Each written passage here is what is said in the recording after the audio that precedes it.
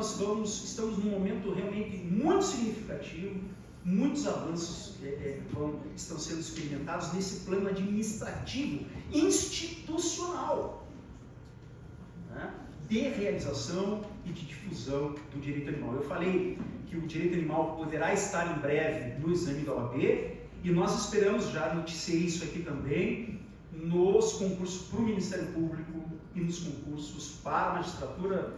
Dr. José Maurício, já encaminhamos pleitos ao Conselho Nacional do Ministério Público e ao Conselho Nacional de Justiça, para que nós tenhamos, nesses três atores, realmente precisem estudar o direito animal para serem juízes, promotores e mesmo advogados.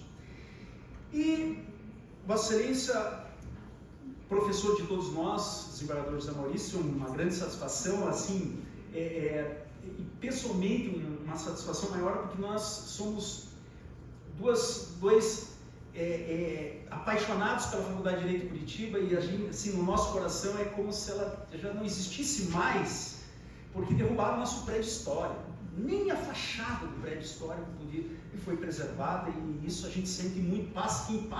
Quem foi estudante de Faculdade de Direito de Curitiba antiga e passa ali na Milano Permeiro, sente aquela dor no peito, porque aquele prédio tinha muita gente. Quantos professores, quantos juristas não saíram daquela faculdade? Desembargadores, hoje, do nosso tribunal, né? Então, é sempre uma satisfação poder encontrá-lo.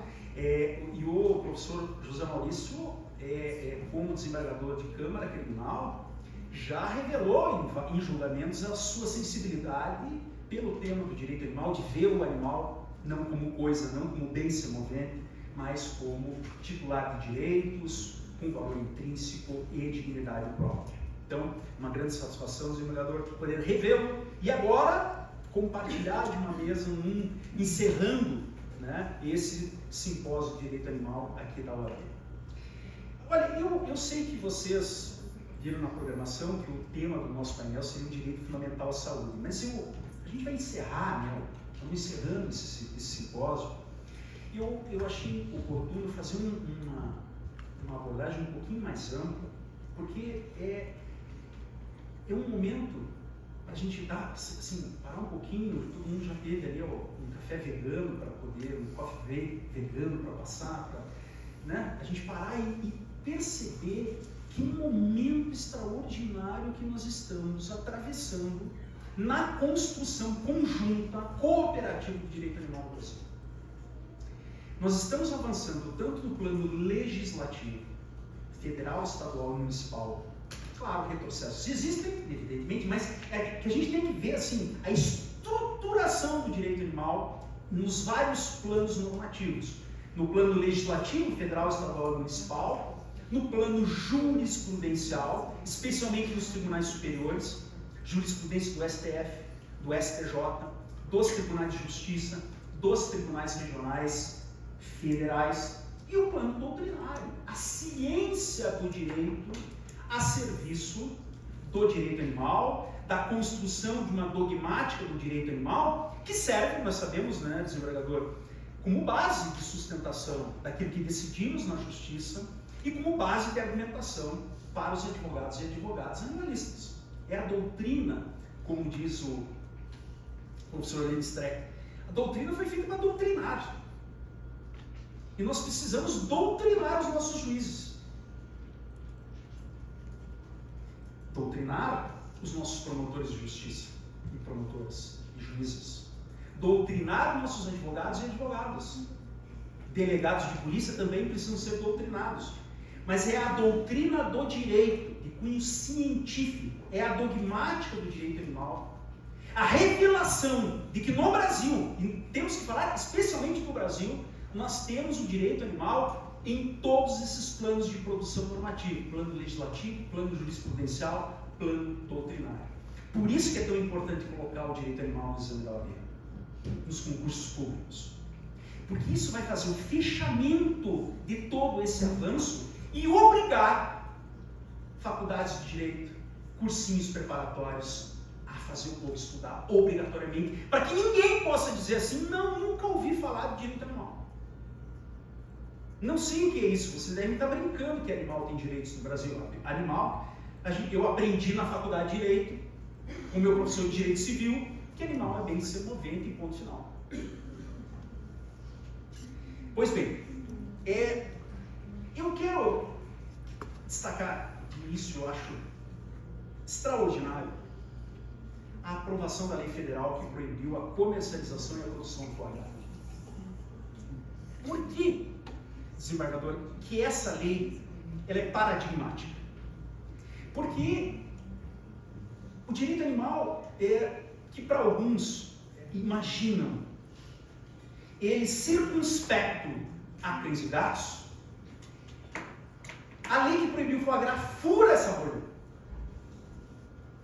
Sim, porque o direito animal, informado pelo princípio da universalidade, ele é o direito de todos os animais sencientes, inclusive invertebrados, polvo, caranguejo, siri, animais que são também cientificamente considerados sencientes.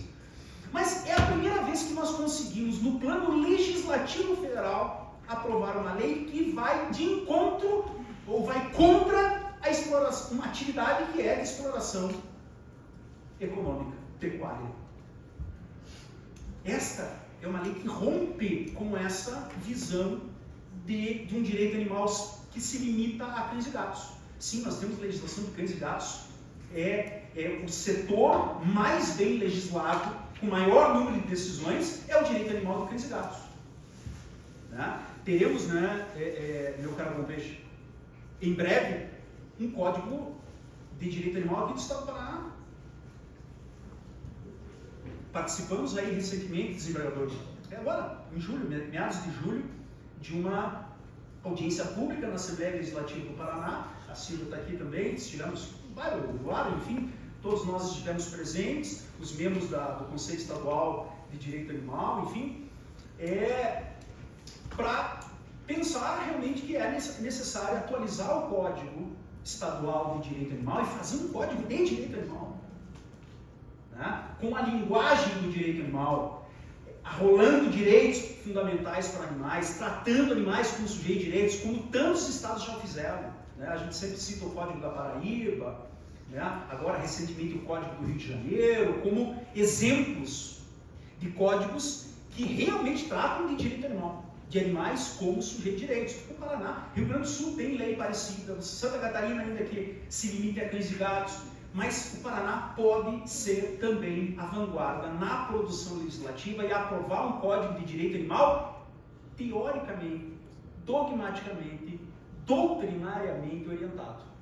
Né? Não um emaranhado de pegar uma compilação do que já fizeram em outros estados, fazer uma amálgama na linha de leis, de normas e dizer assim, temos um código. Não, o código tem que ter uma estrutura, uma sistematização doutrinária, teórica.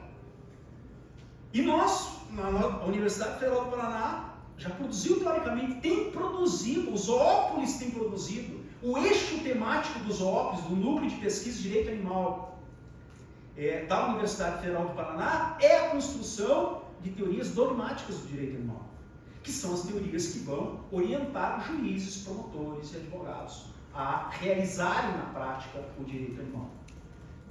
Então, a lei do foie gras, ela tem que ser, foi tão difícil, a resposta, tem tantas questões que nos fazem pensar, né, Paulo? Será que os pecuaristas dormiram no ponto? Não viram? Deixaram para lá? Acharam que, ou não tem mercado, não tem produção no Brasil que justifique isso? Isso aí, para nós não é significativo, vamos deixar passar. O que aconteceu ali que uma lei tão importante, que realmente significa um conjunto de situações, mas mesmo esta lei, a da proibição do foie gras, ela tem que passar por uma análise doutrinária. E a doutrina é que vai oferecer respostas sobre questões que vão advir da lei. A importação do foie gras também está proibida? Está lá, a lei fala comercialização e produção e comercialização do foie gras. E importação também está proibida? Tem que estar, né? Porque senão perde o sentido. Né? Traz lá o foie gras da França e... Não, eu não vou vender, eu vou ficar na minha casa. Mas eu quero dizer assim, são respostas que precisam ser dadas. O que vai ser feito com os patos e gansos que estavam sendo eventualmente explorados nessa atividade. Tem uma vacatio legis de 6 meses, só vai entrar em vigor 20 de janeiro do ano que vem. Até lá, o que será desses patos e gansos? Será que o pessoal que explora esses animais vai poder chegar lá e falar, no dia 19, um dia antes da entrada em vigor da lei, vão matar tudo e vamos fazer assado dos patos e gansos? Eu sei que tem gente que escreve sobre a DPF 640, né? Porque a 640 que o Supremo disse que animais resgatados em situação de maus tratos não podem ser abatidos. E a questão é, a lei que proibiu a comercialização e a produção do foie gras, ela não reconhece implicitamente que a proibição se decorre exatamente porque esses animais estão em situação de maus tratos? Não daria para pensar então na aplicação da DPF 640 para proteger os animais que atualmente são submetidos ou que estarão para ser, continuarão a ser submetidos a esse tipo de prática até a entrada em vigor da lei? A doutrina tem que fazer esse trabalho, de oferecer respostas, a partir dos textos normativos aprovados. Além desta, bem importante, sempre que a gente pergunta, tudo bem, tem lei prevendo direitos para animais? Quando a gente faz essa pergunta, se tem lei, em sentido formal, prevendo direitos para animais, a gente tem um certo vício, que eu acho, desembargador, que é muito derivado da forma do nosso federalismo, que é muito concentrado na União, de pensar que lei é só lei federal. Quando o direito animal, tal qual o direito ambiental, a sua produção normativa ela deriva, é competência legislativa concorrente com os estados. Então a legislação dos estados é muito relevante. E nós temos, até o último levantamento, 14 estados e o Distrito Federal com leis expressamente ou afirmando animais como sujeito de direitos, ou atribuindo direitos expressamente, ou de alguma forma protagonizando o animal para além até do interesse humano sobre ele. Mas tem lei federal? Tem lei federal atribuindo direitos para animais? Ou que nos permita falar em direito animal no plano normativo de legislação federal? Vocês sabem também, um ponto muito importante que a gente está acompanhando é a reforma do Código Civil. Mas entenda, isso é bem importante que seja dito. Não é o direito civil que diz quem é e quem não é sujeito de direitos. Não é o direito civil que diz, que faz uma relação de quem pode ou não pode titularizar direitos. É o direito como um todo. Porque percebam, basta que uma determinada lei, federal ou não, atribua um direito a um determinado ente, que aquele ente passa a ser titular daquele direito e, portanto, é sujeito de direitos. A definição do que é sujeito de direitos é muito mais uma definição de teoria geral do direito do que propriamente direito civil, do direito privado. Como é que fica o direito público? Que precisa ter uma outra perspectiva, ter uma outra relação com as normas jurídicas do que o direito privado. Mas eu quero que vocês atentem para a lei de março desse ano, a lei federal que estabeleceu a Lei AMAR, Lei do Acolhimento e Manejo dos Animais Resgatados em Situação de Desastres. Sim, é uma lei importante, protagoniza os animais, é uma lei voltada, desembargador, às medidas administrativas que devem ser adotadas, inclusive em termos orçamentários, destinação de recursos, nessas tragédias que costumam acontecer e que, todos apreensivos com o Rio Grande do Sul, novamente, atenção máxima para o Rio Grande do Sul. É uma lei que traz essas diretrizes, que não havia uma lei que pudesse nos dar respostas a respeito do que fazer e qual é a atribuição da União, dos estados, dos municípios, qual é o papel das empresas, do empreendedor, tudo isso está lá. Mas poucos notaram que pela primeira vez uma lei federal, que é essa, a Lei AMAR, fala em direitos para animais. ela estabelece que dentre os objetivos da Lei AMAR é a promoção de direitos animais. Porque essa lei é muito importante nesse momento, porque muitos juristas, especialmente do direito civil, costumam olhar para a lei da guarda, da custódia compartilhada, que foi objeto do primeiro painel da noite. Olham a lei do Cadastro Nacional de Animais Silvestres, de animais domésticos, simpatinhos, e percebem que tanto nessas duas leis fala assim, posse e propriedade de animais. E aí eles argumentam, está claro, até as leis que tratam de animais, tratam animais como bens, posse e propriedade, portanto não existe direito animal. Nós estamos falando de uma propriedade especial, os animais com uma propriedade especial, uma propriedade que é diferente de um copo ou de uma cadeira. Por quê? Por causa da ciência. Mas não deixa de ser propriedade. A partir da lei, a gente precisa estudar o alcance disso, a partir da lei AMAR, expressamente se estabeleceu que um dos objetivos dessa lei é promover direitos para animais, os direitos animais. Então, agora a gente tem também argumentos para fazer o contraponto em relação a essas leis que falam de animais como posse ou objeto de posse ou de propriedade. E a propósito de fontes normativas, também eu recomendo que vocês chequem, e esse é um ponto que doutrinariamente vai ser muito interessante, alguém vai ter que escrever sobre isso, Clarissa. A lei do Júlio Dourado. Agora eu não cheguei a ver, tá dourado, né, o prédio aqui da aldeia. Eu não cheguei, ainda era meio-dia, eu não olhei, eu não tinha passado aqui.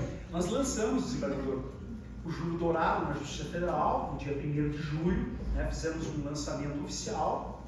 O prédio da Justiça Federal foi iluminado, né, oficialmente a partir do 1º de julho,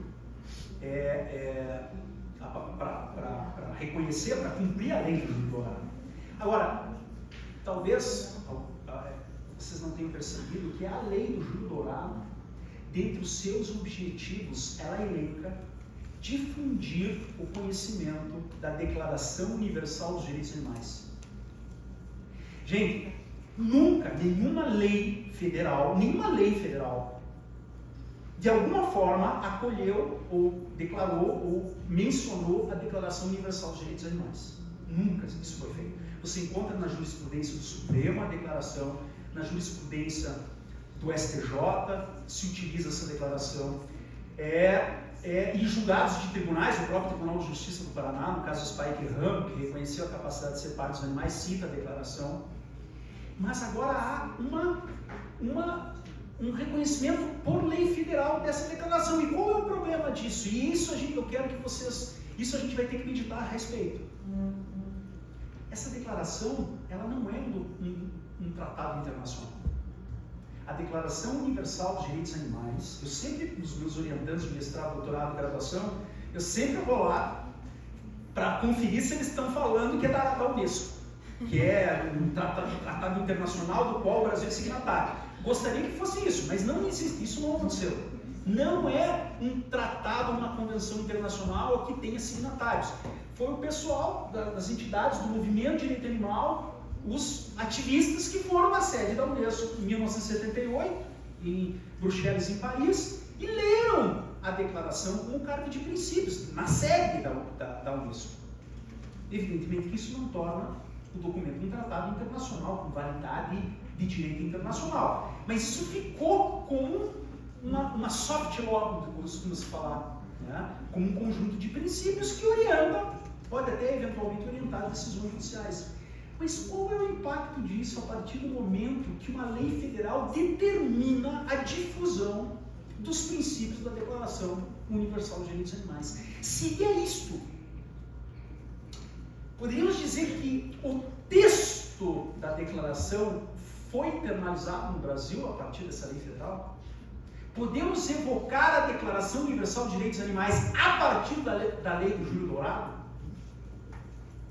É muito interessante o debate doutrinário e dogmático a respeito disso. Entendam, Isso é fazer doutrina, isso nós precisamos estudar e trabalhar, é por isso que existe o Zoópolis, existe o curso de especialização em Direito Animal da SMAF Paraná, enfim, porque a gente precisa pensar dogmaticamente, oferecer respostas e dar consistência teórica a todo esse arsenal normativo que o Brasil tem produzido nos últimos anos. Né?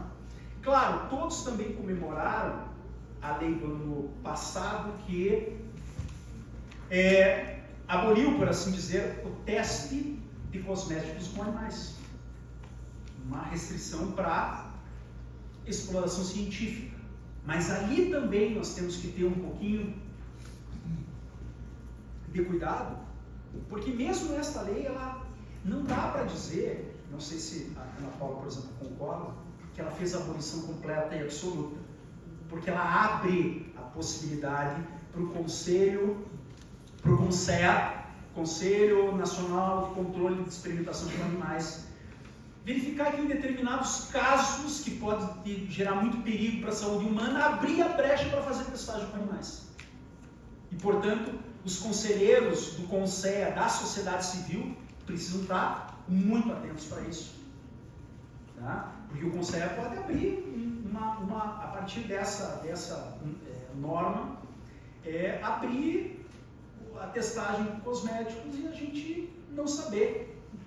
Porque eles fazem resoluções deles lá e são os membros da sociedade civil que compõem o CONSEA que fazem o controle efetivo. Tá?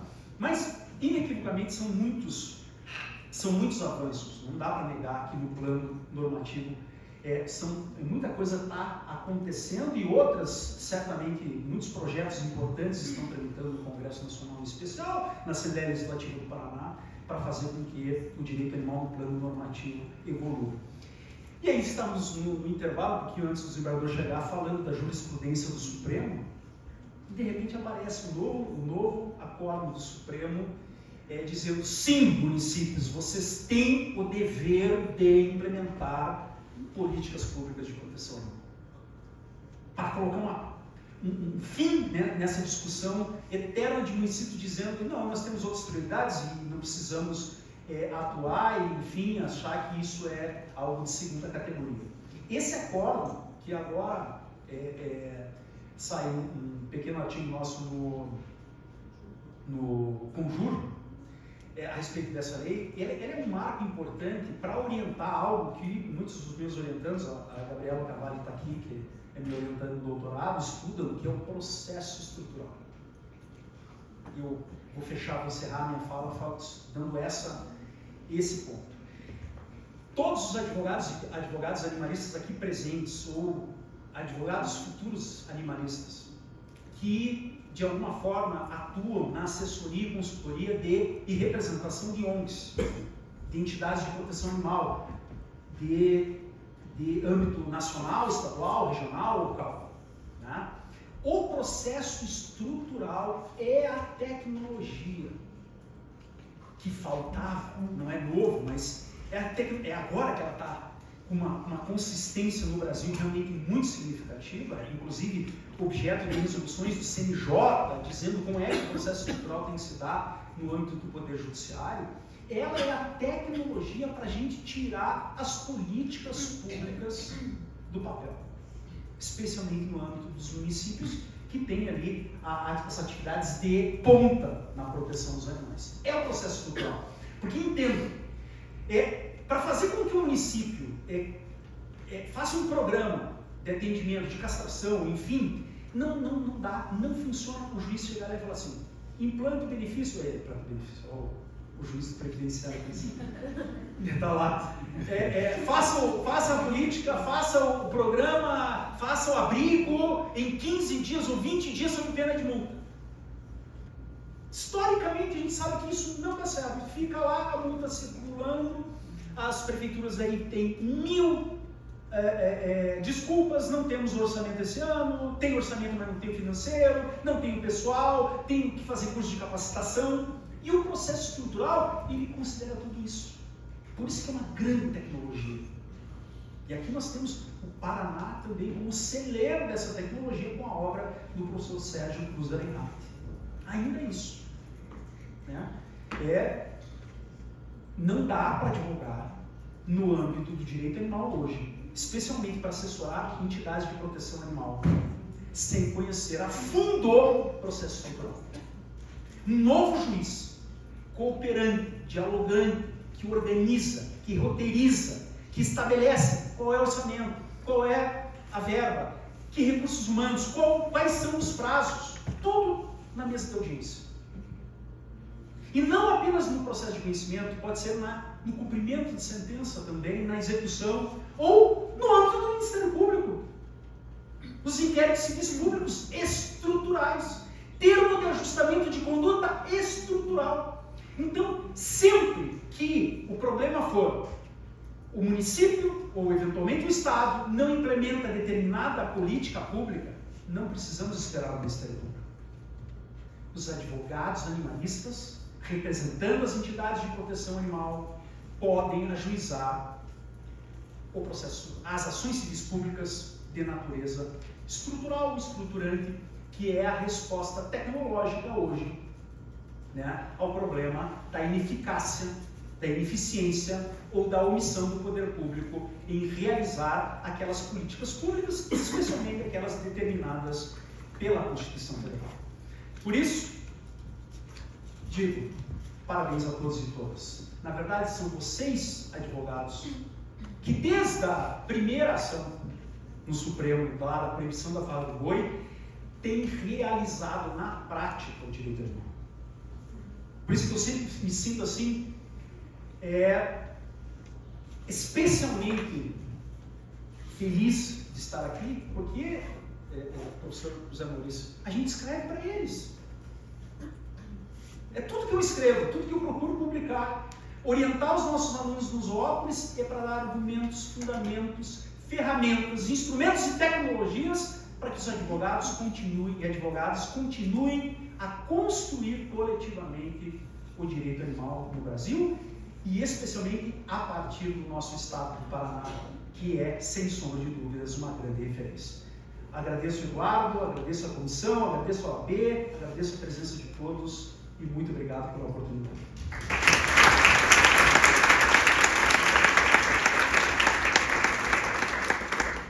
Doutor Vicente está aí, agradecemos a sua brilhante explanação e agora então eu chamo o desembargador José Maurício Pinto de Almeida, está com a palavra a Vossa Excelência.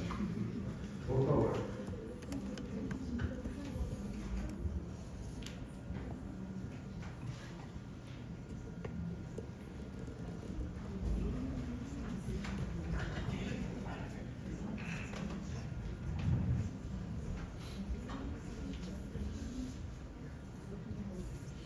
Primeiramente, boa noite. Boa noite. Agora está na moda dizer todos e todas, mas independente de estar na moda, até perguntei para o presidente da mesa se havia uma cota muito menor masculina para a frequência de hoje, e até que não, né? Ele disse que não, que eram cotas normais. Vai aqui, na realidade, uma brincadeira talvez de bom gosto, mas um cumprimento às mulheres e aos homens presentes pela dedicação a este tema tão importante que é o direito animal.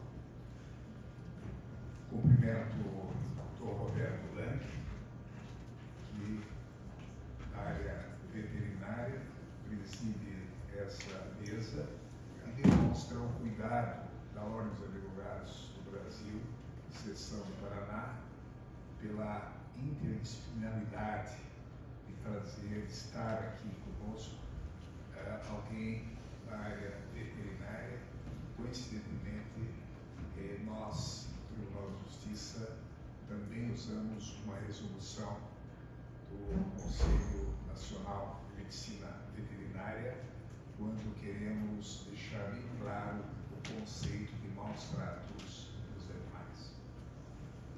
Quero cumprimentar o Dr. Lucas Carsten, eu ouvi Bom Peixe também, Bom Peixe Carsten, cumprimentá-lo para a presidência dos trabalhos, na qualidade de vice-presidente da Comissão de Proteção e Direito dos Animais da OAB Paraná, e cumprimentar também, está aqui presente, o Dr. Eduardo Tourinho Gomes, que é o presidente da comissão mencionada, que gentilmente esteve em meu gabinete para formular o convite para eu participar aqui desse evento.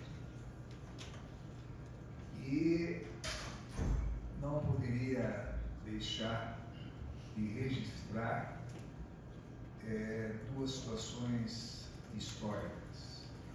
A primeira é que eu tinha a carteira 9.420 da OAB Paraná, faz tempo, né? E já sei que perderei esse número se um dia quiser voltar a advogar. Mas já faz algum tempo, prestei juramento em 1981 e mato de saudades, várias vezes já estive aqui, e mato de saudades mais uma vez o convívio com advogados e acadêmicos presentes.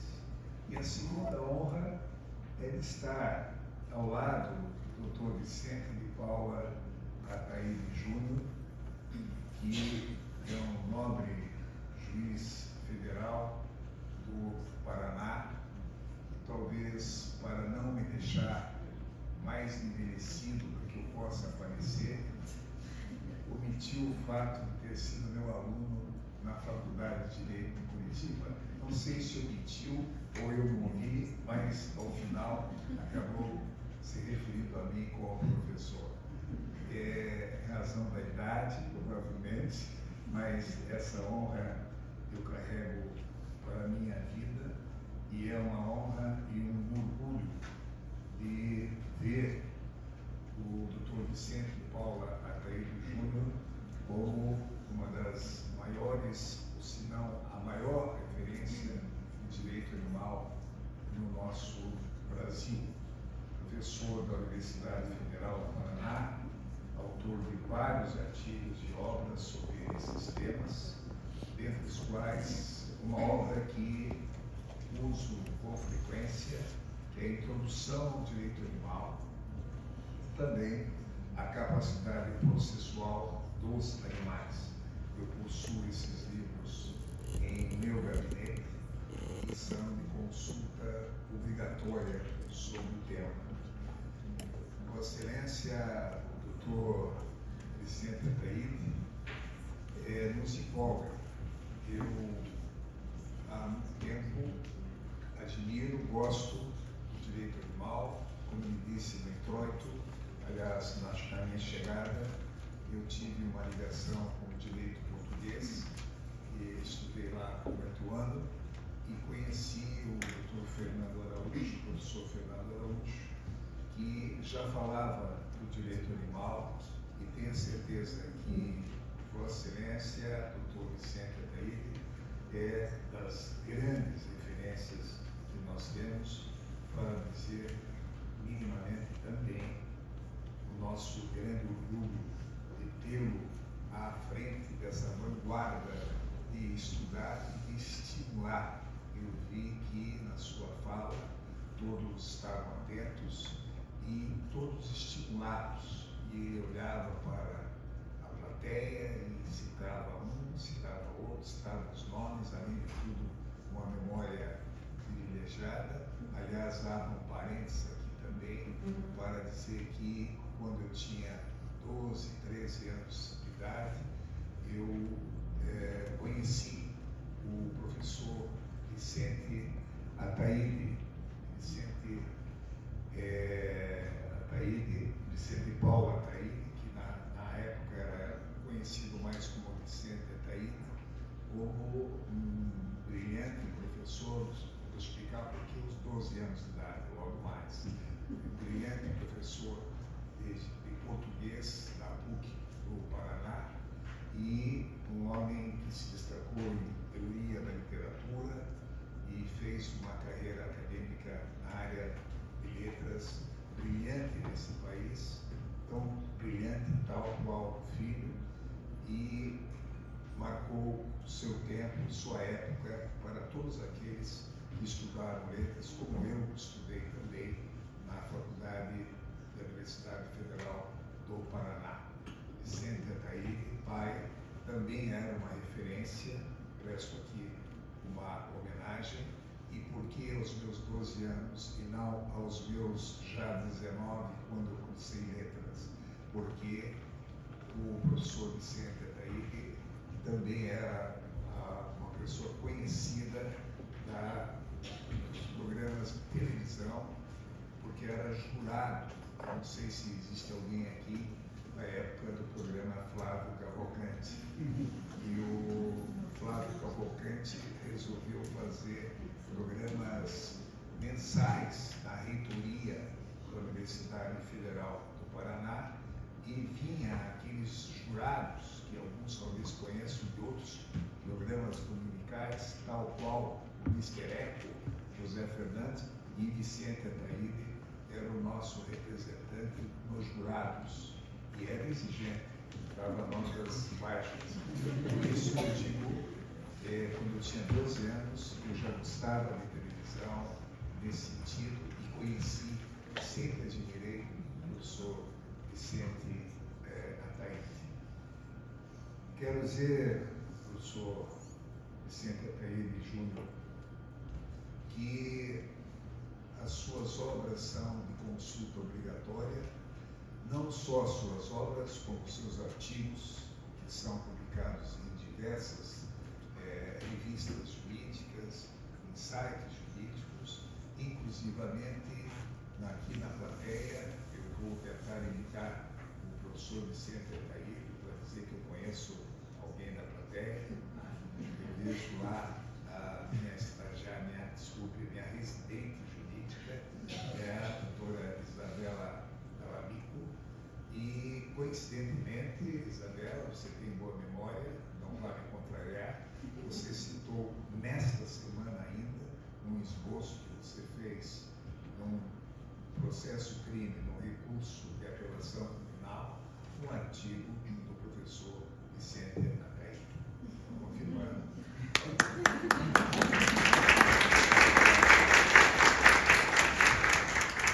Quero registrar, se a minha memória não estiver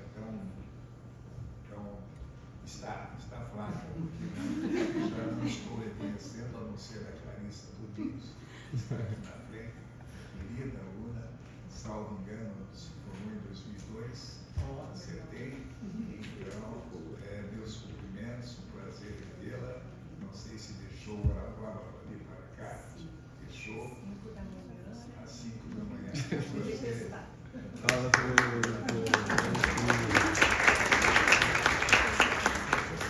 Enfim, vejo assessores do tribunal aqui, e é uma satisfação estar aqui. Pois bem, já me demorei na apresentação e quero explicar a minha presença neste evento. A minha presença neste evento, ela se dá pelo fato de eu atuar na segunda Câmara Criminal do Tribunal de Justiça do Paraná, e a segunda Câmara Criminal, ela é a competente para o julgamento dos crimes ambientais. Não só os crimes ambientais, é uma Câmara especializada, julgamos embriaguez ao volante, julgamos porte de arma, aliás, o Estatuto do Desarmamento. É uma Câmara especializada, uma tendência que o Tribunal de Justiça já adotou há muito tempo. Temos 6 câmaras criminais e a mais recente é a 6ª, especializada em violência doméstica, crimes de violência doméstica. Na nossa Câmara Criminal, nós apreciamos, dentre os crimes ambientais, apreciamos os maus tratos a animais. E este é também o motivo de estar aqui sem proceder, o regimento interno prevê a nossa Justiça e estava comentando com o professor Ataíde que está havendo uma judicialização não muito ampla. Não muito ampla em razão da licença.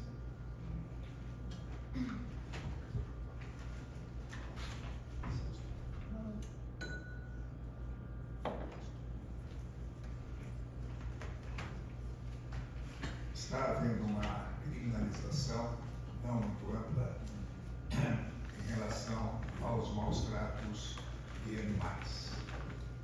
Por que isso? Tudo isso em razão da chamada lei sanção, que acabou aumentando a pena dos maus tratos de cães e de gatos.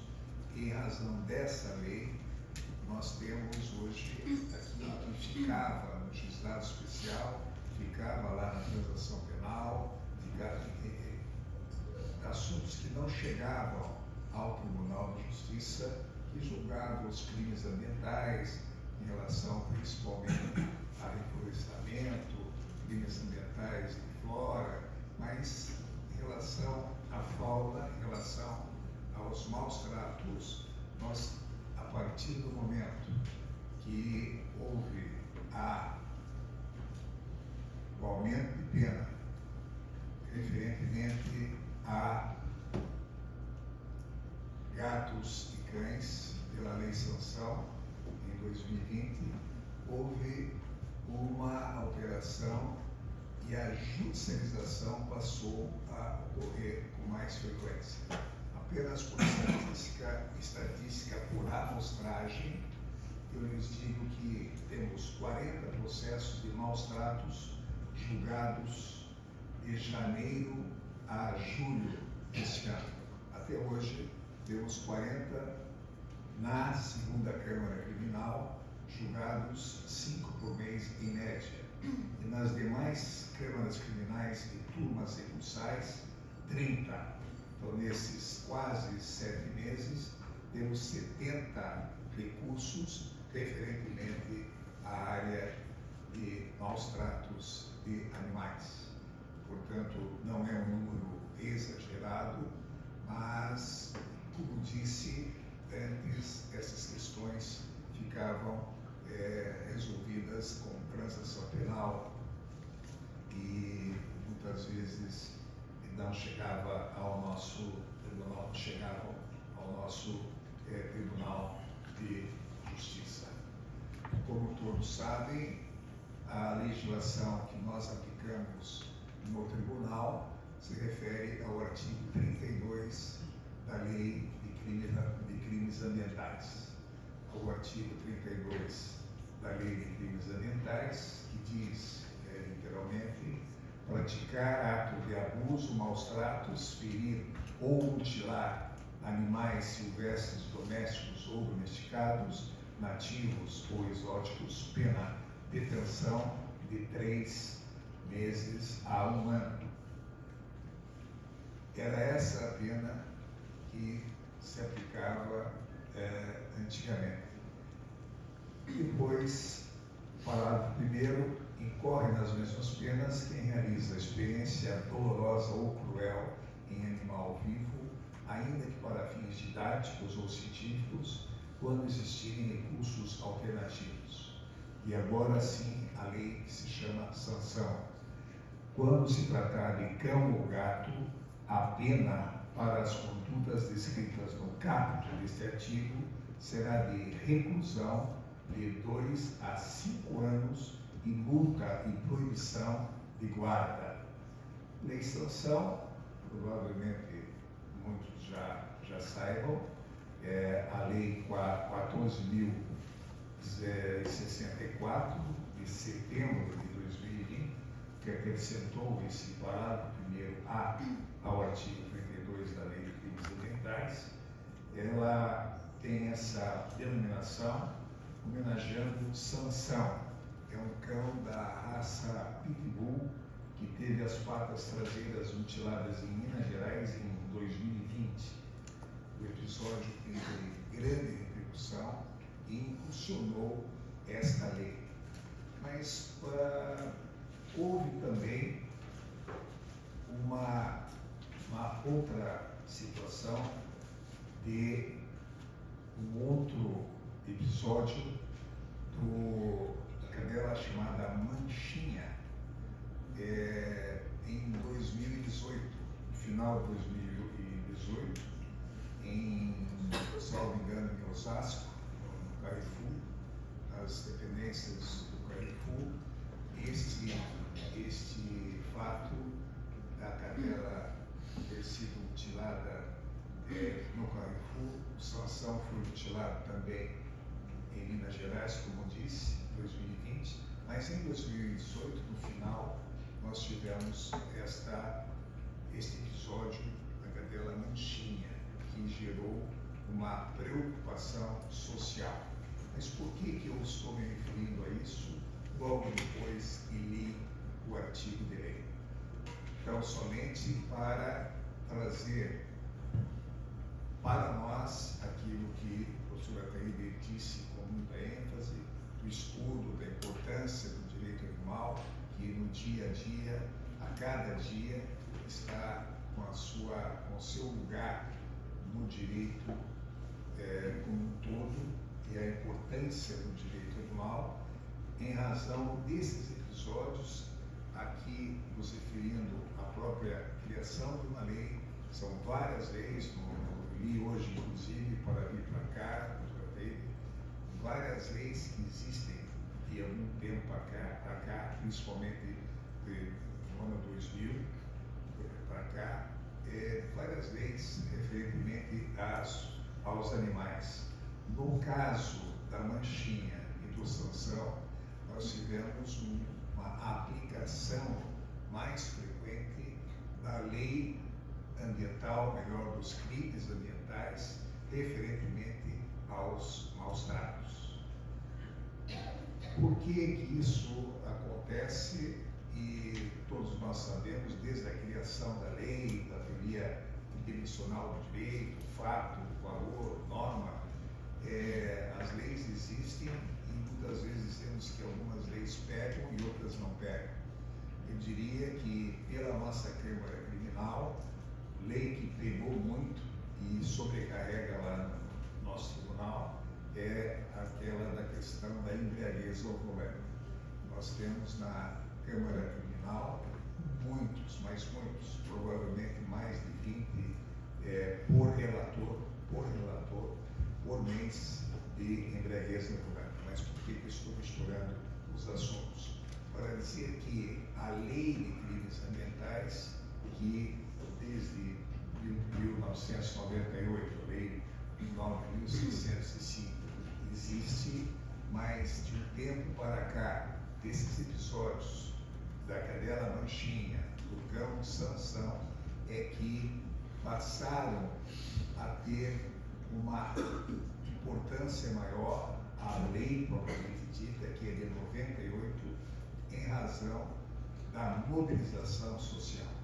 E aqui nós entramos no assunto das ONGs, entramos nas redes sociais, entramos na mídia e na conscientização, como essa de hoje aqui, como essa do próprio simpósio, de nós estarmos preocupados com os animais.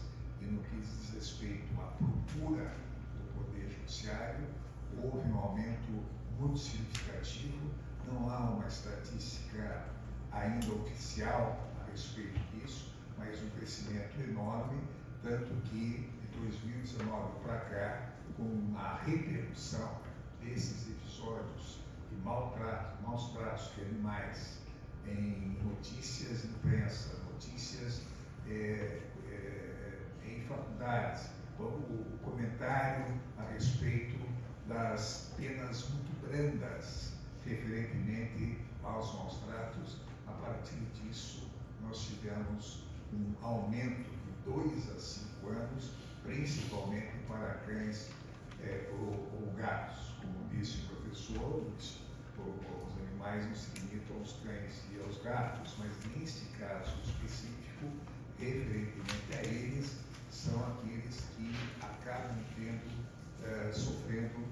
maus tratos com maior frequência na nossa sociedade. Portanto, de 2018 para cá, nós tivemos um acréscimo muito grande e também aqui revela-se a participação da própria polícia. Nós temos, por exemplo, em Curitiba, não sei se algum representante aqui, da Delegacia de Proteção ao Meio Ambiente. E essas entidades estão sempre atentas. E alguém mais diria, mas por que aumentou o número de ocorrências, principalmente na esfera policial? Eu digo policial porque para o tribunal estão chegando mais as penas de 2 a 5 anos, mas outras penas ficam na fase da transação penal ou juizado especial. Por que isso? Porque também a consciência social, também a sociedade passou a oferecer muitas denúncias, algumas anônimas. Nós próprios, lá no tribunal, eu quero agradecer também aqui a presença da minha assessora, Daline Scheer, que está ao lado da minha esposa, Adriana. Quero agradecer porque a Daline tem sido uma das assessoras que mais vem estudando e atuando nessas áreas, principalmente em habeas corpus, porque essas demandas acabaram chegando principalmente pela conscientização social. Conscientização social que passou a existir em razão dessas repercussões e as denúncias, os vizinhos chamam a delegacia, o número 181, se eu não me engano, é esse, né? O número 181, a denúncia, tudo isso tem ocorrido com muita frequência para que esses casos cheguem à apuração policial ou à apuração da justiça. Existem muitos casos, eu tenho aqui uma estatística não muito atualizada, mas em 2016, 534 boletins foram registrados, dados da Escola Superior da Polícia Civil do Paraná. Em 2017, 561 maus tratos. Em 2018, 560. Em 2019, 807. Em 2020, 881. Ou seja, de 2018 a 2020, vejo que não estou atualizado aqui na estatística, o percentual houve um crescimento de quase 60%. Repito, conscientização social, denúncias, cuidado, aquilo que, na essência, disse o professor Ataíde também para nós da área de direito. Toda essa conscientização, no momento